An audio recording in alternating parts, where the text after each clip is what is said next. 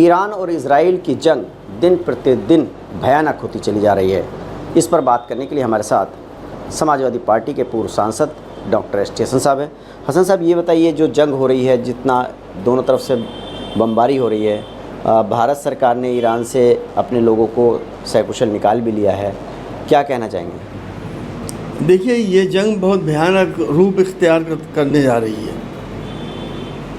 इस जंग के अंदर हो सकता है कि वर्ल्ड वार में भी तब्दील हो जाए। ये आज जो ये जंग हो रही है, ये जुल्म के ख़िलाफ़ हो रही है। इसराइल ने तमाम सीमाएं लांघ दी थी जुल्म करने की, इंसानियत को बर्बाद करने की तमाम सीमाएं लांघ चुका था। पूरी दुनिया ने देखा था कि छोटे छोटे मासूम बच्चे अपने मकानों के मलबे के अंदर अपने माँ बापों की लाशें ढूंढते फिर रहे थे।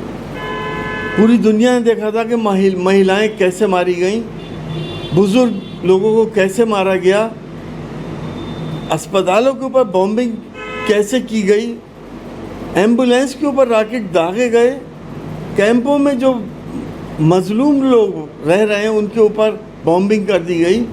और वो भूखे प्यासे लोग जिनके पास ना खाना था ना पानी था, अगर कहीं से मदद आई और वो इकट्ठे होकर मदद लेने लगे तो उनके ऊपर भी गोलियां चला दी गई। ये फ़िलिस्तीन पे जो इजराइल ने हमला किया था, जो बमबारी की थी, क्या ईरान उसका बदला ले रहा है? यकीनी तौर पर कि आप ईरान का बदला तो बात की बात है, इंसानियत की बात करने वाले खामोश क्यों हैं? वासुदेव कुटुंबकम के रास्ते पे चलने वाले लोग क्यों खामोश थे? इससे भी सांप्रदायिक रंग देना चाहते हैं। ईरान के ऊपर ईरान ने अटैक नहीं करा, इसराइल ने अनप्रोवोक्ड अटैक करा। सारी बगौती, सारी ठेकेदारी इन्हीं मुल्कों की एटम बम रखने के लिए। कोई और मुल्क एटम बम नहीं बना सकता। नॉर्थ कोरिया के पास क्यों नहीं जाते? अमेरिका उनसे क्यों नहीं पूछता कि तुमने एटम बम कैसे बना लिया? तो ईरान को एटम बम बनाने का अधिकार मिलना चाहिए। यकीनी तौर पर मिलना चाहिए। अगर दुनिया के पास एटम बम है तो एटम बम सिर्फ विनाशक ही नहीं है, बल्कि एटम बम डेटोरेंट भी है, जंगों को रोकता भी है। लेकिन ट्रंप तो कह रहे हैं कि जो ईरान का पूरा आसमान है उस पर हमारा कंट्रोल आ चुका है। फिर हम सोशल मीडिया पे कैसे देख रहे हैं कि ईरानी फाइटर जेट्स इसराइल के ऊपर बॉम्बिंग कर रहे हैं, ईरानी मिसाइल्स बराबर चल रहे हैं, तो कैसा कंट्रोल है? सिर्फ इसराइल के लोगों का मॉरल बूस्ट करने की बातें कर रहे हैं। ईरान कह रहा है कि दुनिया के नक्शे से मिटा देंगे इसराइल को, तब रुकेंगे। देखिए, हमारी भी यही ख्वाहिश है कि ऐसे लोगों को जीने का कोई हक़ नहीं है जो इंसानियत के ऊपर इस तरह का जुल्म करें। और अल्लाह से ये दुआ है कि दुनिया के नक्शे से इसराइल का नेस्त नाबूद हो जाए। इसराइल में बहुत सारे भारतीय कामगार भी गए हुए हैं, उनको लेकर के क्या कहना चाहेंगे? उनके परिवार वाले चिंतित हैं। हमें फ़िक्र है अपने लोगों की। हमारी सरकार ने इसराइल की खिदमत के लिए गरीब लोगों को 30,000 लोगों को वहाँ भेज दिया काम करने के लिए। अब वो किस हाल में है, किन बंकरों में रह रहे हैं, क्या खाना पानी उनको मिल रहा है? कोई पुरसाने हाल उनका नहीं है। हमारी सरकार की प्रायोरिटी होनी चाहिए कि हमारे देश के जो लोग वहाँ पे फंस गए हैं उनको जल्द से जल्द बाहर निकालें और हिंदुस्तान लेकर आएँ। तो इस जंग में आप ईरान के साथ हैं?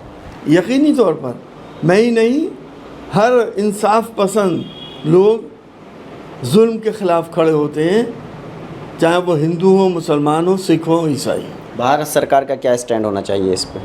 भारत सरकार को जुल्म के ख़िलाफ़ आवाज़ उठानी चाहिए, जो अभी तक नहीं उठा पाई। जबकि हमारा देश हमेशा फ़लस्तीन का साथ दिया था, उसने हमारी फॉरेन पॉलिसी में फ़लस्तीन हमारे साथ था।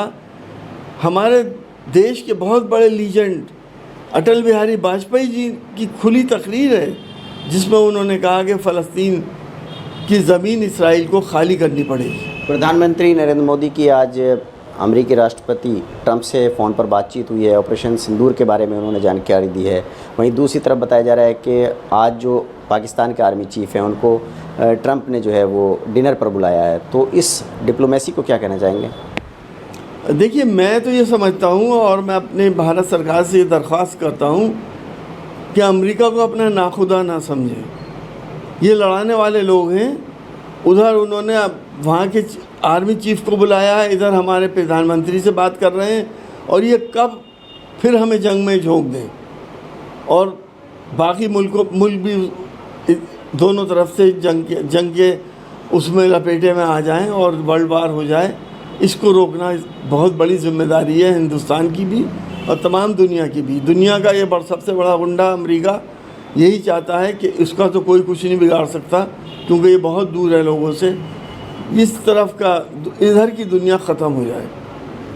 देखिए, समाजवादी पार्टी के नेता का साफ तौर पर कहना है कि जो इजराइल पर ईरान बमबारी कर रहा है वो बहुत ठीक है, और उनका कहना है कि ऐसे जो मज़लूमों पर जुल्म करने वाला मुल्क है इजराइल, उसको दुनिया के नक्शे से मिट जाना चाहिए, और वो खुल करके ईरान का साथ दे रहे हैं इस पर।